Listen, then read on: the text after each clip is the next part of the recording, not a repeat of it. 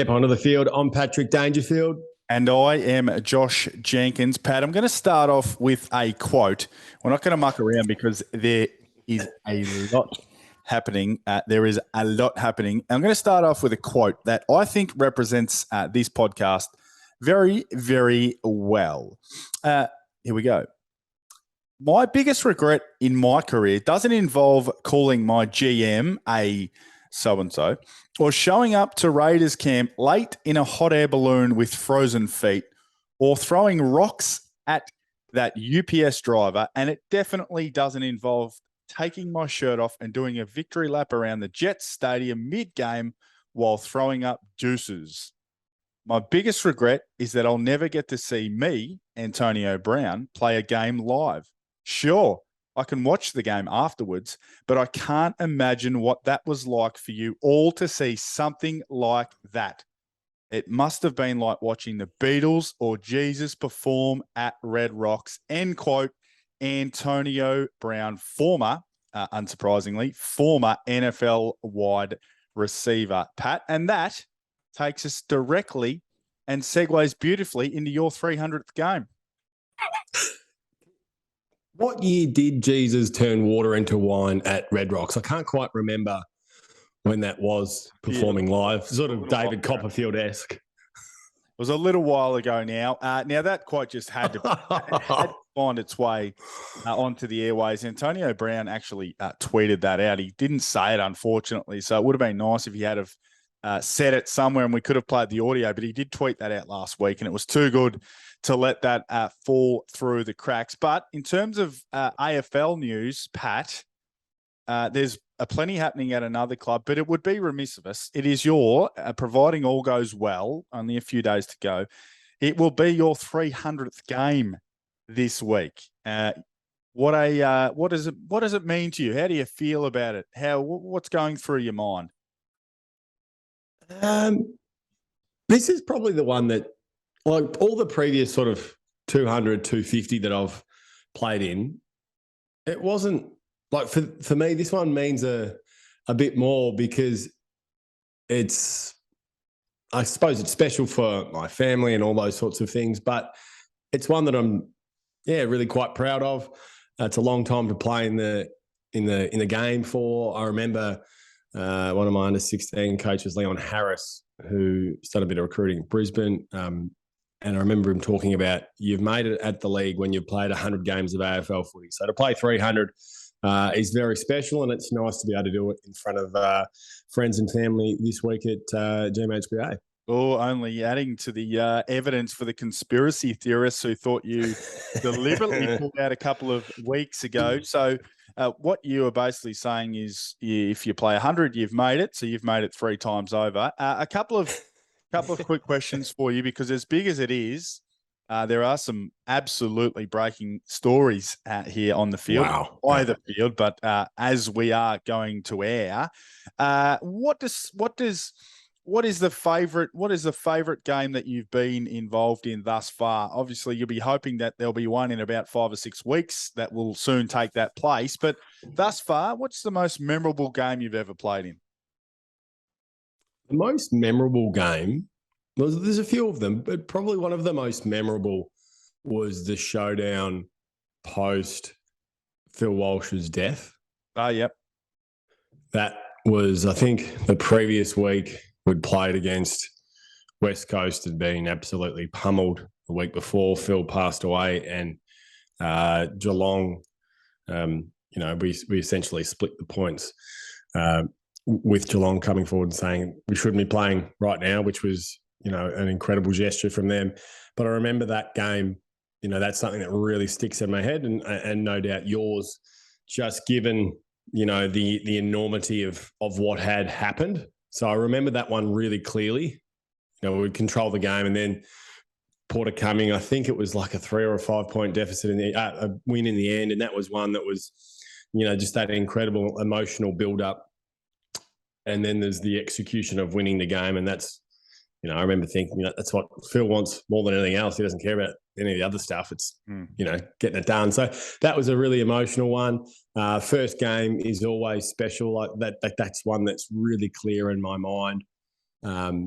for me, I was actually in school at that stage. So I'd gone to school all that week, met the team at the team hotel Friday night, having been at school, trained at the Geelong Falcons, and then played AFL footy against Essendon on the Saturday night.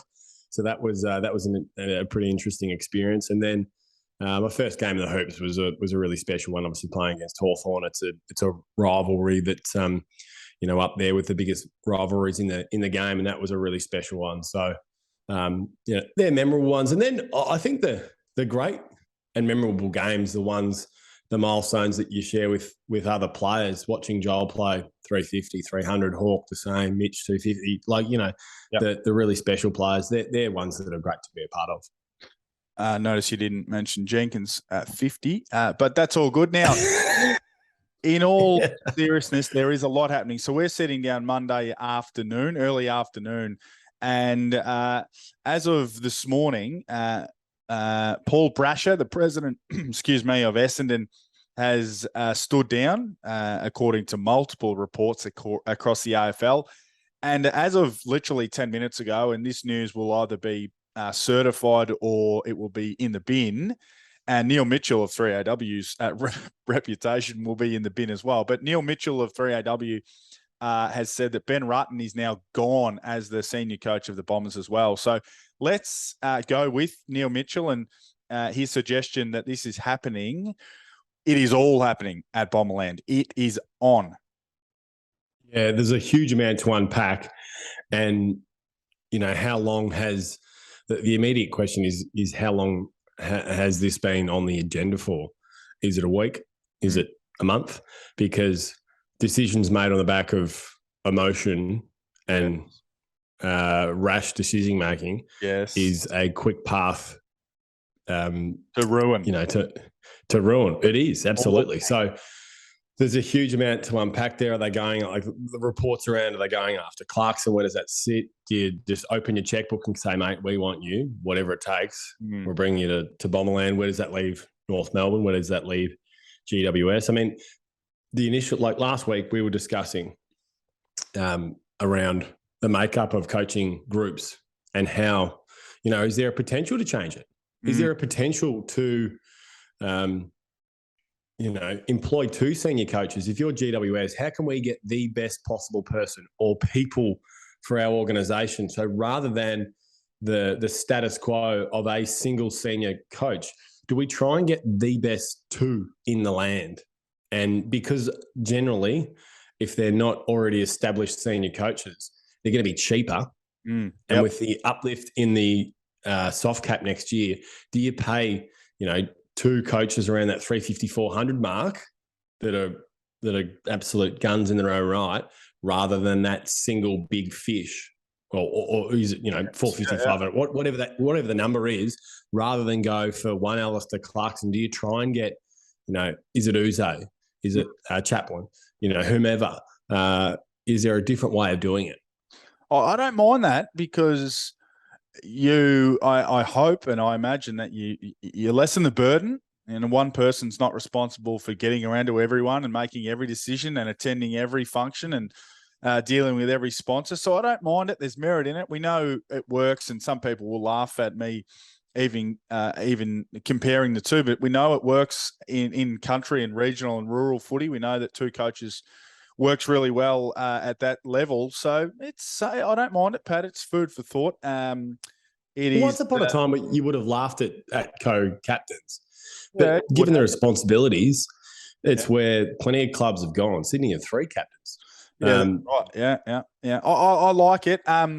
So the most recent reports, again, podcast will either be behind the times, or it'll be completely inaccurate by the time this comes out. But it is reported that the Bombers are making a play for Alistair Clarkson. Again, you'd have to imagine that that's not just happened over the past 24, 48 hours. That has to be something that's been in the works and been kept beneath the surface, and no one's been able to get their hands on that. So shame on the media. That might be its own mirror on the media. My man Andrew Welsh, I saw on Twitter, it hasn't been communicated to members nor members of the Essendon football department. So this is this is extraordinarily early for Neil Mitchell to go with this, given it hasn't even been communicated internally if this is the case. And like the story about Lance Franklin going to Brisbane last week, I actually put, and I might be proven to be foolish, I put more faith in someone who's not typically an AFL journalist, because, I think sometimes you can come across these things. Rowan Atkinson, I think it was it Rowan Atkinson, or is that just Mr. Bean? I think it might have been Michael Atkinson who came across the info last week. So I guess we shall find out whether it's true. But if it is, well, this is, she's all happening at Bomberland. The only thing that matters is that our man, Michael Hurley, gets to play in round 23. He's on the comeback from that debilitating hip injury. Does that happen? It has to. It has to. If it doesn't, whoever takes over as the interim, well, they ain't got no chance either. The fans, he is the most popular Essendon player on that list. If he doesn't play, and I understand he hasn't been kicking 4s and 5s in the VFL, but that's irrelevant. And they're probably on the back of how Essendon played against Port Adelaide, there are 17 or 18 that he could come in for. So get him in. Give the place something to cheer about in round 23. Get our man, the polar bear, Mike Hurley, in there. If he's struggling up forward in the forward line, send him down back. Let him take a few kickings. Let him get his hands on the Sharon. But we'll follow the Essendon story with interest, Pat, with real interest. Chris Rock, he's been in the news of late for not exactly the reasons he'd hope. Not his comedic relief, but rather a few different incidents involving, of course, Will Smith. He was at the Sydney Collingwood game, the most ever attended home game at the SCG. The game was a bit of a fizzer in the end, not as tight as we would have liked it to go here late out. Yep. But the big talking point was Jack Ginnivan being booed on the bench by Sydney Swans, who we think are Sydney Swans supporters, after he'd came off with an apparent hamstring injury. Right or wrong? Oh, I don't have a huge problem with it, to be honest. No, I don't have a huge problem with it. I don't have a huge problem with the fact that he was, like the game's built on me loving my players and my team and hating the rest. That's what the game's built on. So I don't have a big problem with it. Do you think it was a little over the top? Yeah, I didn't like it. I don't like the fact that we're booing someone that's been injured, for one. He's 19. He's already had, and we've spoken at length as a lot have throughout this season, of what the kid's gone through. Yep. So I don't think it helps that. I don't think people quite understand how that can make some feel at times. It was interesting. We had Guy Pearce down at our training last week, Josh, which was wonderful. And his partner, Carice, was there. And I was having a bit of a chat to him. We were talking about sport. And they obviously spent a lot of time in Europe. And I was asking about the AFL. What do you think? And she said, she loved it, all those sorts of things. And then she mentioned booing, which I found fascinating. She said, I don't understand it. From all the other sports I've watched around the world, I haven't heard this booing of opposition teams and players. And whilst there's so much of our game that is unique that we are, should be very proud of, I'm not necessarily sure this is something that we should be proud of, and how it has infiltrated the culture of Australian sport to boo. That's just me, rightly or wrongly, but there's so much good within our game. Is it something that, you have a deep down look inside yourself, look for the good in games rather than the bad? Yeah, okay. It's a fair point. I don't put it this way. I don't think it's a big deal one way or the other. In my opinion, in my heart of hearts, I don't think it's an enormous thing. Now, last week we had Melbourne and Carlton. That was an epic. Cracking game. Very upset with, I wouldn't have enjoyed being a Carlton player walking into Princess Park for the review on Monday morning. Melbourne will be more happy with themselves. They were in a similar game against Collingwood the week before, couldn't get it done. They learn from their mistakes and they get it done 8 days later. Moving forward, round 23, it promises to be an absolute cracker. There's only one place in the top 8 that is solidified, and that is your Geelong Cats atop the ladder. So well done for finishing first. But as I quickly roll through the ladder, now we've got the highlight on Sunday, of course, with Collingwood and Carlton. Have you got a crowd prediction? What do you reckon it'll be? 90 something or not quite? I still think there's a little bit of this COVID hangover and trepidation around attending. I still think that's there, and I think it might cost 5,000 at the game. I'm thinking 85,000. Okay. I think it'll be incredible there. I think it'll be the most watched game all season on broadcast, and this is anyone's game. Carlton have everything to play for what was an 8-2 side halfway through the season.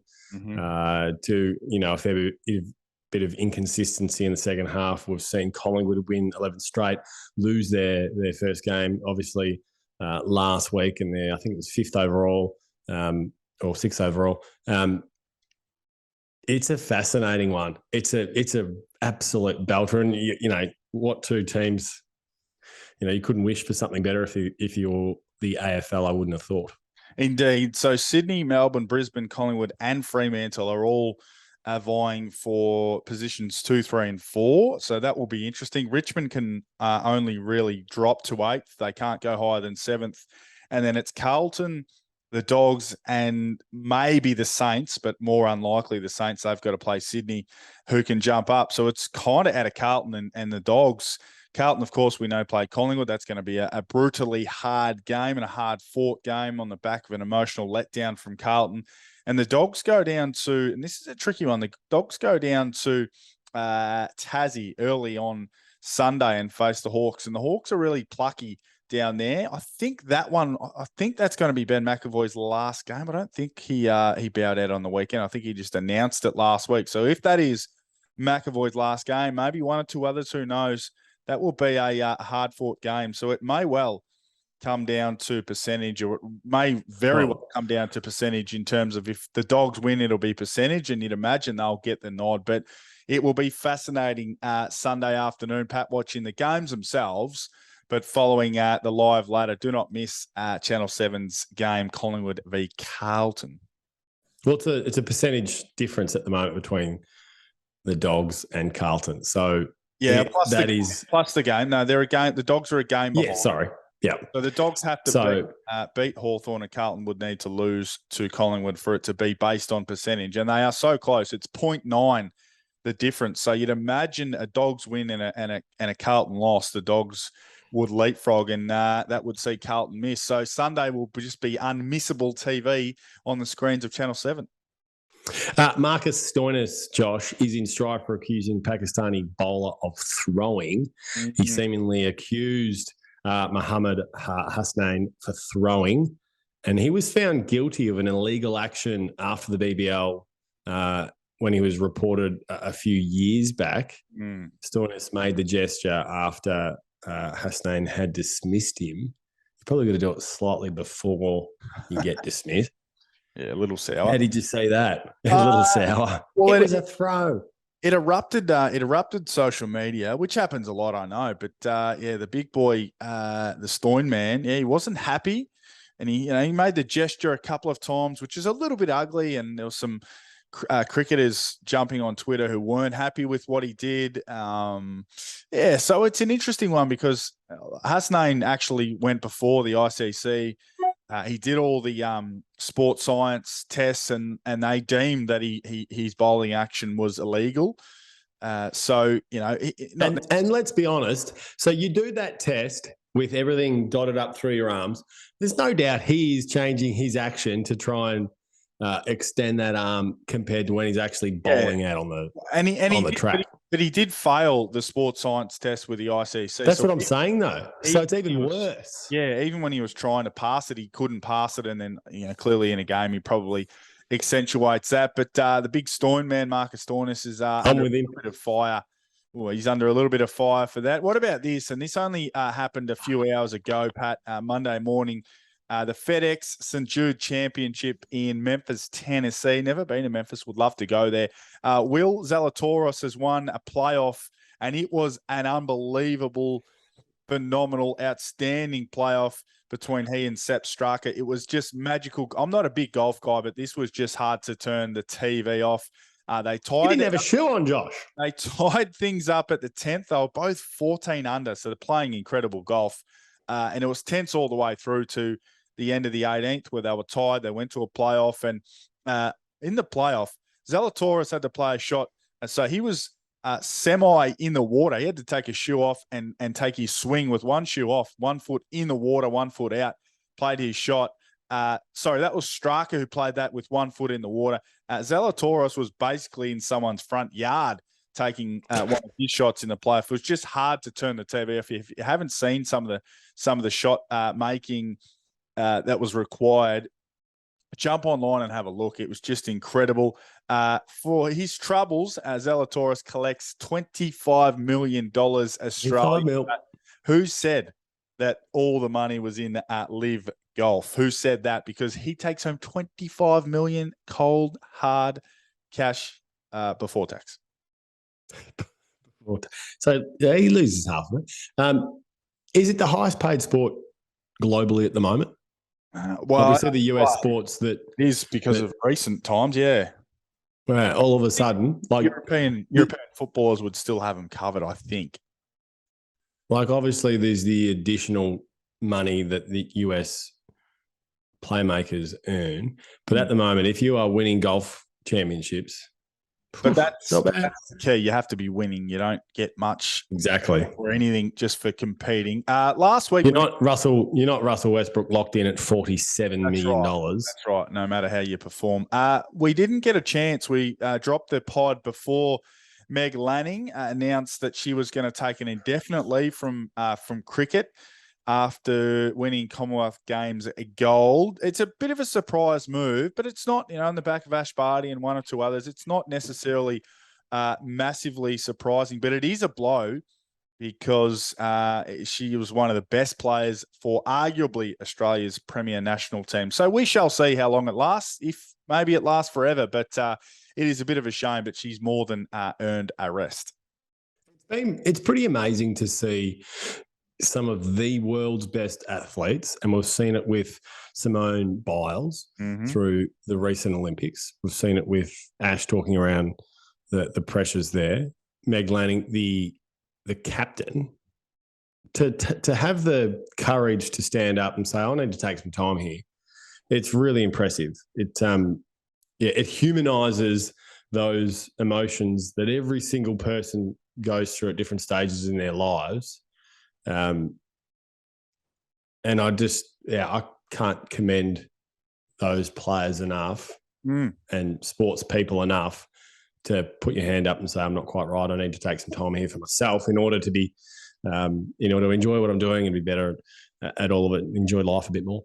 It is one of the positives of, I guess, where we are at as a society. You can put your hand up and say that you need to take a break. We've seen, multiple or numerous AFL players do it. Naomi Osaka's done it a couple of times as well. When you're struggling, you don't have to push through. You can put your hand up, take a break. Not necessarily even saying that Meg Lanning is, but you can if you are. So good luck to Meg in her break or hiatus. And even if it is a retirement, well done. You've achieved a shitload in your career. Just quickly before we get on to our favourite segments, Pat, did you see the EPL managers, not coaches, they are managers over there, Antonio Conte of Chelsea and Thomas Tuchel from Tottenham Hotspur, they got into a genuine nose-to-nose, mouth-to-mouth, eyebrow-to-eyebrow scuffle because Tuchel took offence because he thought, or he accused Conte of not looking him in the eye when they shook hands. Unbelievable stuff. If that tips you over the edge, seriously, then I sort of question your mental capacity at that stage as a manager / coach on where your head's at. Not quite sure I like it, Josh. Questioning two men who are in charge of two of the biggest sporting teams in the world, and Dangerfield is saying that they are nowhere. Mentally, they are nowhere. It is a little bit foolish, I must admit. All right, time for some of our favourite segments, and let's kick things off with Mirror on the Media. The hypocrisy of some of those in the media, Josh, when they're questioning Cam Smith and the reasons for his so-called defection to live golf. Alleged defection. Alleged. He hasn't quite is just extraordinary to me when some of those same are talking about the excitement of Qatar, how wonderful it's going to be. Do you need an atlas? Yeah. Like that's extraordinary. And until the government stops dealing with that country, then what is the issue with any player joining Live Golf? Ooh. Now, you do not condone quite clearly some of the extraordinary atrocities, but our country deals with their country.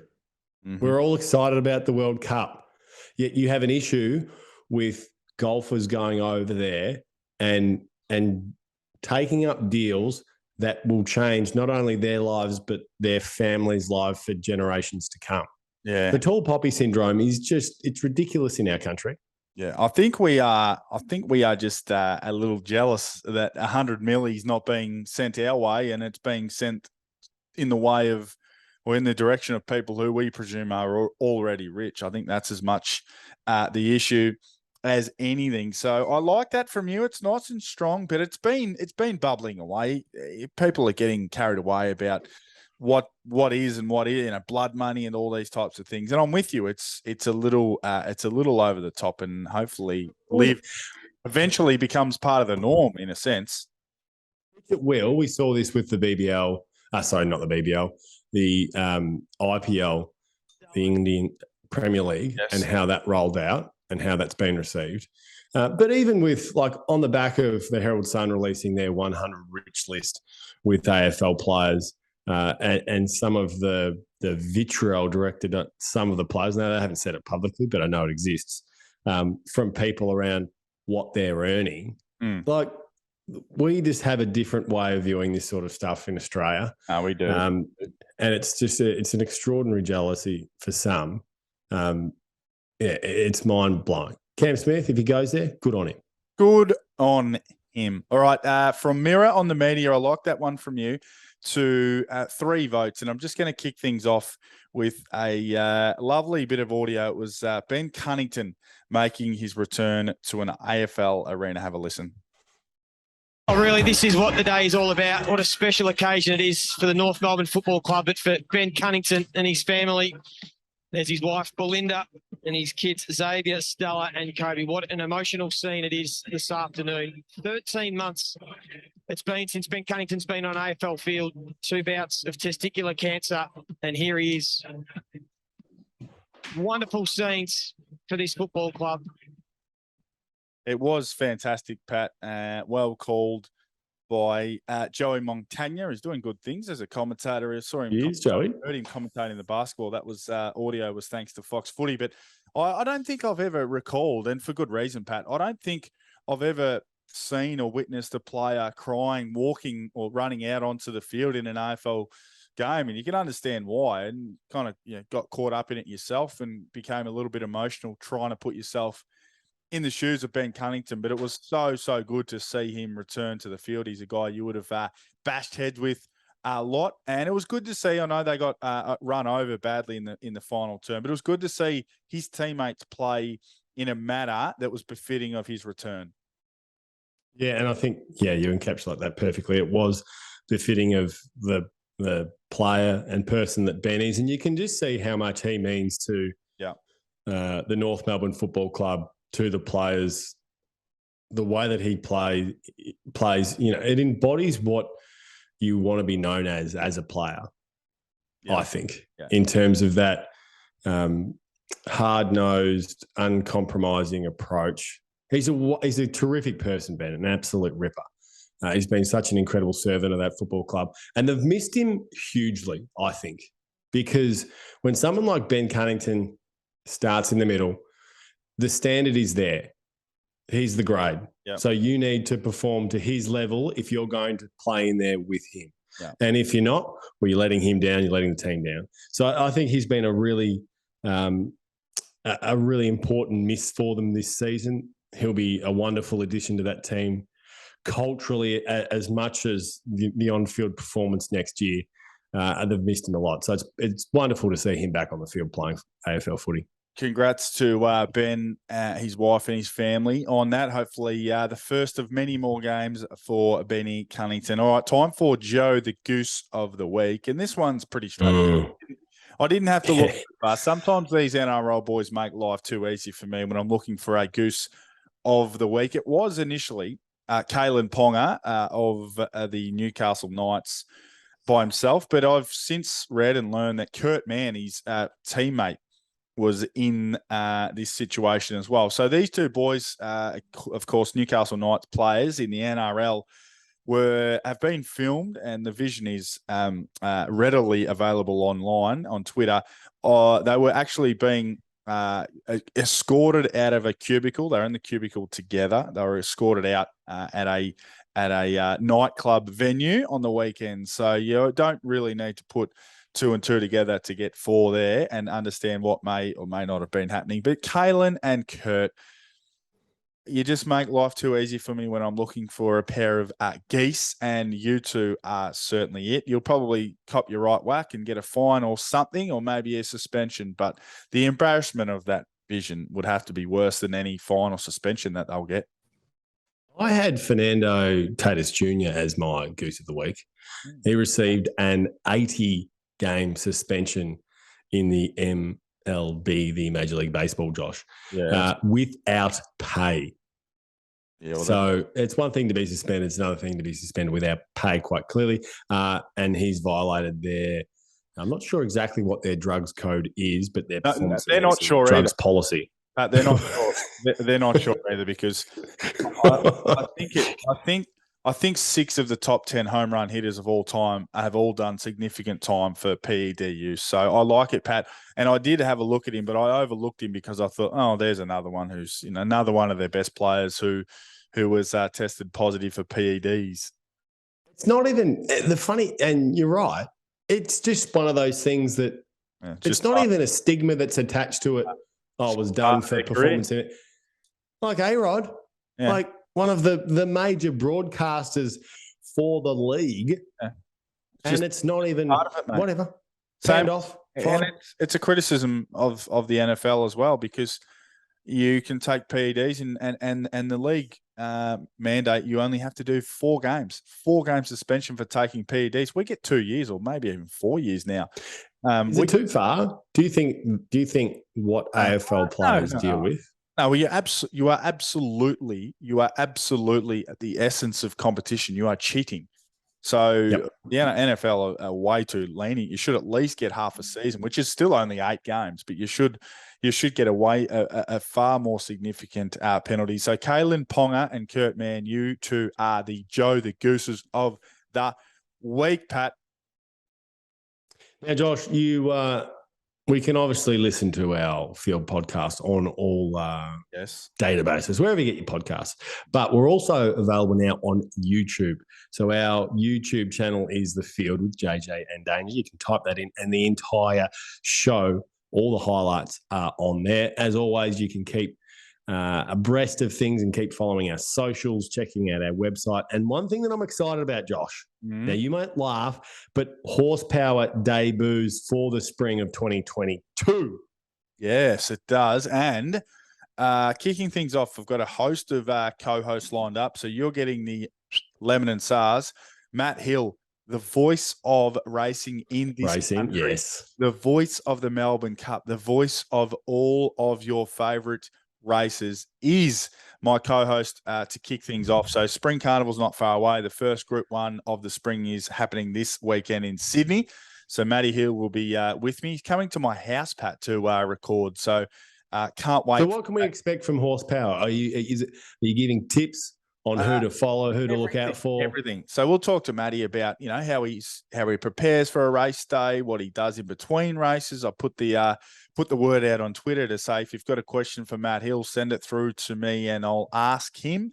We'll talk about everything he does, how he learns the silk so he remembers which horses are which, and everything that goes into being the best race caller in this part of the world. We'll preview the racing this weekend. We'll give a couple of tips. We're going to have a bit of a charity tip-off, which will be good fun as well, and maybe even look at some of the horses that we are most looking forward to over the springtime, Pat. So can't wait. Looking forward to that, Joshua. Well, that just about wraps us up. Thanks for joining us on the field as always. All about the listeners, but this week is about me, Josh. Yeah, so I was going to say just quickly, I'll probably see you between now and Saturday afternoon. I'm actually not working the game this week, so you'll have to find someone else who's going to be able to lift your heavy ass up on their shoulders. Good luck for game 300 from everyone here at the field, which is just me and you. Well done on 299. Good luck, and Rowan. Good luck, and Rowan. Good luck for game 300, and we'll check in next week to see how game 300 went.